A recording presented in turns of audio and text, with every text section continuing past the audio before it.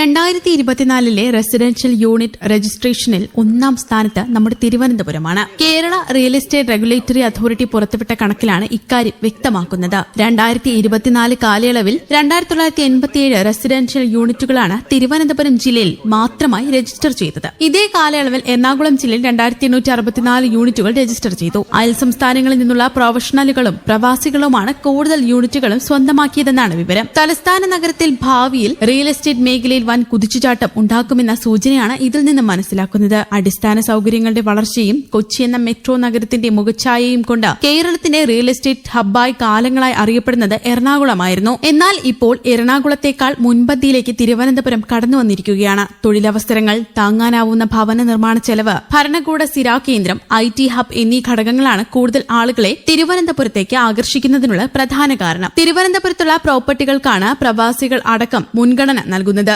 സന്തുലിതമായ ജീവിതശൈലി, മികച്ച വിദ്യാഭ്യാസ സ്ഥാപനങ്ങൾ, മികച്ച ആരോഗ്യ സംവിധാനങ്ങൾ എന്നിവയ്ക്കായി കൂടുതൽ പേരും തിരുവനന്തപുരം നഗരത്തെയാണ് തിരഞ്ഞെടുക്കുന്നതെന്ന് റിയൽ എസ്റ്റേറ്റ് രംഗത്തെ വിദഗ്ധർ പറയുന്നു.